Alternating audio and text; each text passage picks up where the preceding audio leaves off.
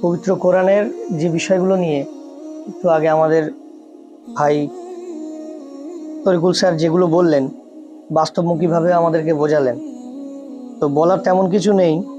এখানে বিষয় হচ্ছে যে সৎ কর্মশীল হওয়া, অর্থাৎ একটা মানুষ তখনই মানুষ হতে পারে। আমরা ইসলামের যে জিনিসগুলো নিয়ে বর্তমান পৃথিবীতে এত দলাদলি, এত মতবাদে বিভক্ত, এবং যে বিষয়গুলো নিয়ে আমরা পর্যালোচনা করি, মুসলিম বিষয়, যে এরা মুসলমান, বা মুমিন বিষয়, এই যে কথাবার্তাগুলো বলি, এগুলো হচ্ছে একটা একটা শব্দ, এবং এই শব্দগুলো বর্তমান পৃথিবীতে আমাদের ভিতরে এমনভাবে তালাবদ্ধ হয়ে গেছে যে একটা রীতিনীতির মধ্যে ঢুকে গেছে।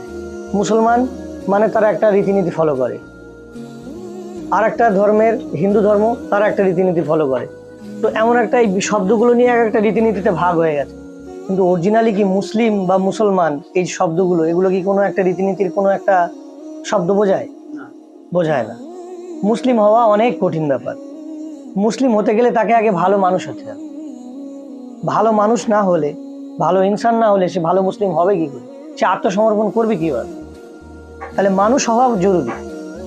রাস্তায় আমরা চলাচল করছি, তো রাস্তায় চলাচল করতে গিয়ে যদি দেখি আমার বাঁয়ে কি আমার ডানে কি আমার সামনে একজন বিপদগ্রস্ত ব্যক্তি ছটপট করছে, তাহলে সবার আগে মাথায় যেটা আসবে যে একজন ইনসান ছটপট করছে, একটা মানুষ ছটপট করছে। সে হিন্দু না সে মুসলিম না সে বৌদ্ধ, এটা দেখার বিষয় আমার না। একজন মানুষ ছটফট করছে, সঙ্গে সঙ্গে গিয়ে তাকে সাহায্য করতে হবে, তার সাধ্য অনুযায়ী তাকে হসপিটালে নিয়ে যেতে হবে, না হলে তাকে সেবা শুশ্রূষা দিতে হবে আপনার সাধ্য অনুযায়ী। এটা হলো আমাদের কাজ।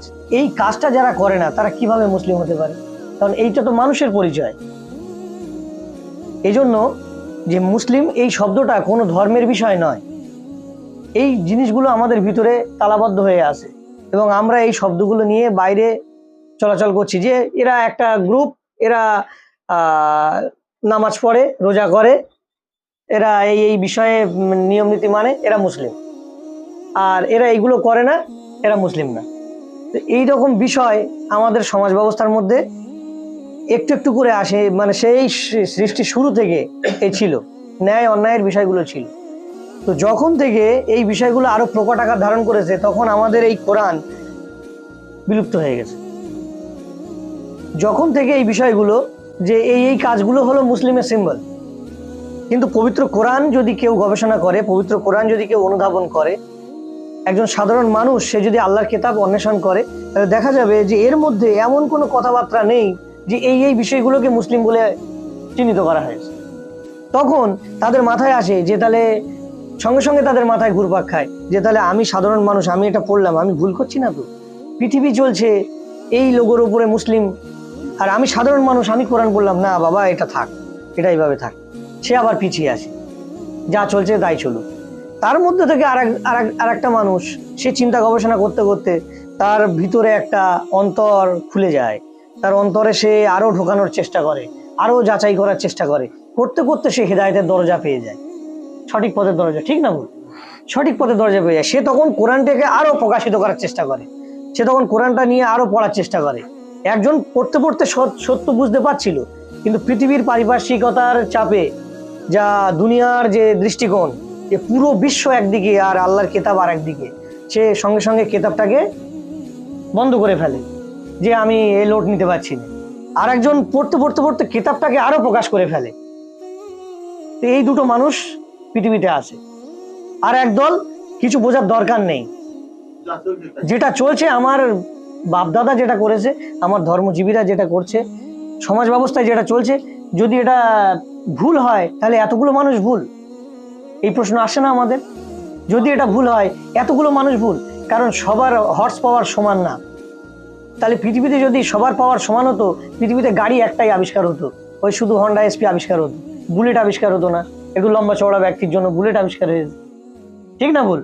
তাহলে একটা গাড়ি আবিষ্কার হতো, যার যেমন টাকা সে তেমন গাড়ি চালায়, যার যেমন পাওয়ার সে তেমন গাড়ি চালায়। কিন্তু তো এখানে পাওয়ারের ব্যাপার আছে, লোড নেওয়ার ক্যাপাসিটির ব্যাপার আছে। তো এই সাধারণ মানুষ যাদের লোড নেওয়ার ক্যাপাসিটি একদমই নেই, এদের গোমরা করছেন আর এক ধরনের পাওয়ারফুল মানুষ, যাদেরকে কোরআনের মধ্যে রবের আসন বলা হয়েছে, রাব্বাই শব্দ উল্লেখ করা হয়েছে। এরা সমাজে আল্লাহর আসন দখল করে রেখেছে। আর এর মধ্যে কিছু মানুষের পাওয়ার আছে যারা নিজের বিবেক বুদ্ধি, নিজের চিন্তা শক্তি দিয়ে তারা আল্লাহর কিতাব অন্বেষণ করেছে এবং সৎ পথের রাস্তায় থাকার চেষ্টা করেছে। এদেরকে একঘরে করে দেওয়ার জন্য এই রাব্বাইরাই যথেষ্ট।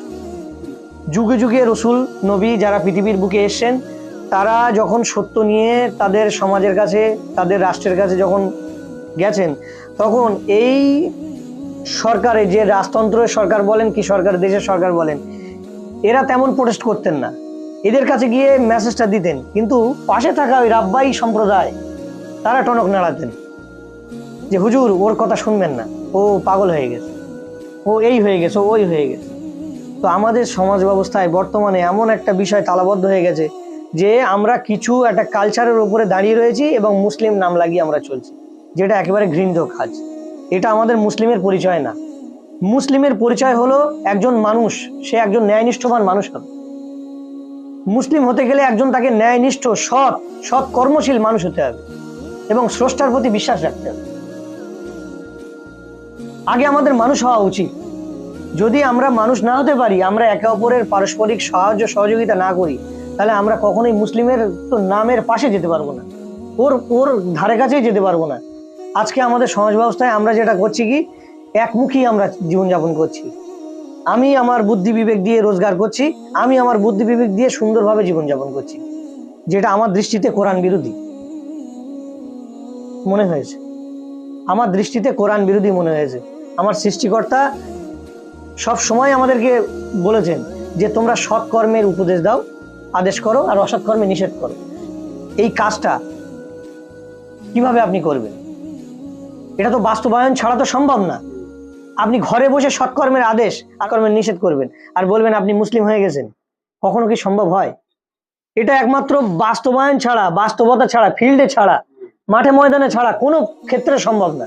আজকের মুসলিম জাতি আমরা এই জায়গাটায় পিছিয়ে, পুরো পিছিয়ে। আমরা শুধু আমাদের লেভেল নিয়ে আর আমরা এই ধর্মান্ধতা নিয়ে আমরা একদম মানে চরম জায়গায় পৌঁছে গেছি।